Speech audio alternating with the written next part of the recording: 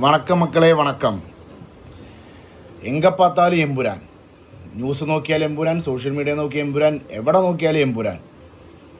ഒരു സിനിമ ഇറങ്ങി മൂന്നാമത്തെ ദിവസം ആകുമ്പോഴേക്കും ഏതൊക്കെയോ ശക്തികൾ ആ സിനിമയിലെ കുറേ ഭാഗങ്ങൾ കട്ട് ചെയ്യണം, കുറേ സംഭാഷണങ്ങൾ കട്ട് ചെയ്യണം, അങ്ങനെയൊക്കെ പറഞ്ഞിട്ട് കുറേ കാര്യങ്ങൾ. എന്നാൽ ചോദിച്ചാൽ ആരാരും പറഞ്ഞിട്ടുമില്ല.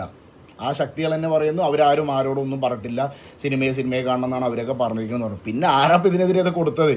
പിന്നെ ഇപ്പം എന്തിനാ ഈ 17 രംഗങ്ങളൊക്കെ കട്ട് ചെയ്യണം എന്നൊക്കെ പറയണത്? 17 രംഗം കട്ട് ചെയ്ത് ആ സിനിമ ഒഴിവാക്കണമല്ല അല്ലത്, സിനിമൻ്റെ ആവശ്യമല്ലല്ലോ. പിന്നെ കേൾക്കണു 2 മിനിറ്റാണ് കട്ട് ചെയ്യുള്ളൂ എന്ന് കേൾക്കണു.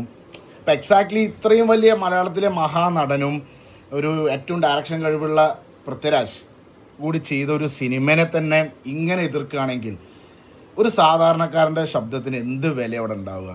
ഇത്രയും വലിയ ആൾക്കാരുടെ ശബ്ദത്തിനെ ഇത്രേ ഉള്ളൂ, ഇത്രയും എതിർക്കൽ വരുന്നുണ്ടെങ്കിൽ, അടിച്ചമർത്തൽ വരുന്നുണ്ടെങ്കിൽ ഒരു സാധാരണക്കാരൻ്റെ ശബ്ദത്തിന് ഇവിടെ എന്ത് വിലയാണ്? ഈ പറയുന്ന പോലെ ചോദ്യം ചോദിച്ചാൽ നമ്മളെ താഴ്ത്തുന്ന രാഷ്ട്രീയം. പിന്നെ ആർക്കവിടെ ഈ പറഞ്ഞ പോലെ ജനാധിപത്യം എന്നൊക്കെ പറയണതിൽ എന്താ അർത്ഥമുള്ളത്? സിനിമയെ കാണണം എന്നുള്ളത് ആ ശക്തികൾ പറയണു. പിന്നെ ആരൊക്കെയോ കേസ് കൊടുക്കണം, അതിനെതിരെ അത് കട്ടിയണം, ഇത് കട്ടിയണം എന്നൊക്കെ പറയണു. എന്താ ശരിക്കും പ്രശ്നം? ജനാധിപത്യ രാജ്യമാണ്, ആർക്ക് എന്തു വേണമെങ്കിലും ഇവിടെ ചെയ്യുക. പക്ഷെ എല്ലാത്തിനും കയറി എല്ലാവരും ഇടപെടുന്നുണ്ട്. ഇതിലിപ്പോൾ എന്താ അർത്ഥമുള്ളത്? ഇതൊരു മലയാള സിനിമൻ്റെ കാര്യമല്ല കേട്ടോ, ടു ബി പേഴ്സണലി നമ്മളെല്ലാവരുടെയും കാര്യം തന്നെയാണ്. ഇപ്പോൾ സാമൂഹികരമായിട്ട് ഒരുപാട് കാര്യങ്ങൾ നടക്കുന്നുണ്ട്. ആരും അതിൽ ഇടപെടാതെ അവരവരുടെ കാര്യം നോക്കി പോകുന്നുണ്ട്. നാളെ അവരവർക്കും വരും ഒരു സാമൂഹികമായ ഒരു പ്രശ്നം, നമുക്കും വരും. അപ്പോൾ ഈ പറയുന്ന പോലെ നമ്മൾ മുണ്ടാണ്ട് പോകുമ്പോൾ നമുക്കെതിരെയും ആരും സപ്പോർട്ട് ചെയ്യാൻ ഉണ്ടാവില്ല എന്ന് മാത്രം. സോ കൂടുതൽ വലിച്ചു നീട്ടൊന്നുമില്ല.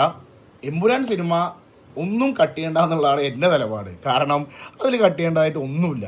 അങ്ങനെ കട്ട് ചെയ്യാച്ചാൽ കുറേ മുന്നേ ഇറങ്ങിയ സിനിമകളും ഇനി ഇറങ്ങാൻ പോകുന്ന സിനിമകളിൽ ഒന്നിലൊരു രാഷ്ട്രീയത്തിൻ്റെ ഒരു കാര്യം ഉണ്ടാവാൻ പാടില്ല. അങ്ങനെ ഇറക്കണം സിനിമ, മനസ്സിലായില്ല? അപ്പോൾ സിനിമയിൽ ഒന്നും കട്ട് ചെയ്യേണ്ട എന്നുള്ളൊരു അഭിപ്രായം തന്നെയാണ് എൻ്റെ. പ്ലസ് ഇങ്ങനൊരു ചർച്ച ആയതുകൊണ്ട് എമ്പുരാന് തന്നെയാണ് അത് ഏറ്റവും കൂടുതൽ ഗുണം ചെയ്തിരിക്കുന്നതും. നല്ല രീതിയിൽ കളക്ഷൻ കയറുന്നുണ്ട്, കാണാൻ താല്പര്യമില്ലാത്തവരടക്കം പോയി കാണുന്നുണ്ട് എന്താണ് അതിലുള്ളതെന്ന് അറിയാൻ വേണ്ടിയിട്ട്. സോ പൃഥ്വിരാജ് കളിക്കേണ്ട എവിടെയാണ് കളിച്ചിരിക്കുന്നത്, കൊടുക്കേണ്ട എവിടെയാണ് കൊടുത്തിരിക്കുന്നത്. അപ്പോൾ ഒരു ശക്തികളും സിനിമൻ്റെ എതിരെ ഇങ്ങനത്തുള്ള കാര്യങ്ങൾ ചെയ്ത് വരാണ്ടിരിക്കുക. കാരണം അത് ആരാണോ വരുന്നത് അവരുടെ വില, അവരുടെ നല്ലൊരു മുഖം ഇല്ലാതാവുക തന്നെയാണ് ചെയ്യുന്നത്. കാണുക, പോയിട്ടേ ഇരിക്കുക. അടുത്തത് ഇതേപോലെ കുറേ അനുകൂലിച്ചും പ്രതികൂലിച്ചും സിനിമകൾ വരും. അപ്പോൾ അതേപോലെ അങ്ങോട്ട് കണ്ടുവിടുക. അല്ലാതെ ചോദിച്ചാൽ ആരും പോയിട്ടില്ല എന്ന ന്യൂസിൽ മൊത്തം സംഭാഷണങ്ങൾ കട്ട് ചെയ്യണം, അത് കട്ട് ചെയ്യണം എന്നൊക്കെയാണ്. എന്തോ എങ്ങനെയാലും സിനിമ നേരത്തെ കണ്ടതുകൊണ്ട് ഇനിയിപ്പോൾ കുഴപ്പമില്ല. ഇനിയും കേരളത്തിലായതുകൊണ്ടും കേരള സിനിമ ആയതുകൊണ്ടും എനിക്ക് തോന്നുന്നു അതിലൊരു ഭാഗവും കട്ടിയില്ല എന്നുള്ളതാണ്. ബാക്കി പിന്നെ ഈ പറയുന്ന പോലെ എത്രത്തോളം അതിലൊക്കെ ഓരോരുത്തർ ഇടപെടുന്നതോ അതിനനുസരിച്ച് കാര്യങ്ങളൊക്കെ നടക്കാതിരിക്കാം.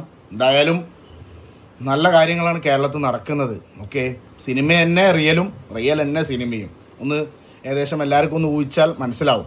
അപ്പോൾ പൊതു കാര്യങ്ങളിൽ, സാമൂഹികരമായ കാര്യങ്ങളിൽ മാക്സിമം അവരവർക്ക് ഇടപെടാൻ പറ്റുന്ന രീതിയിൽ, അവരവർക്ക് അതിൽ അഭിപ്രായം പറയാൻ പറ്റുന്ന രീതിയിൽ പറയുക. ആരും അതെൻ്റെ പ്രശ്നമല്ല എന്ന് പറഞ്ഞിട്ട് തള്ളിക്കളയാണ്ട് വിടാതിരിക്കുക. അത് നിങ്ങൾക്ക് നാളെ നിങ്ങളുടെ പ്രശ്നമായി മാറും പല കാര്യങ്ങളിലും. സോ പറ്റുന്ന രീതിയിൽ അതിനെ അങ്ങോട്ട് സപ്പോർട്ട് ചെയ്യുക.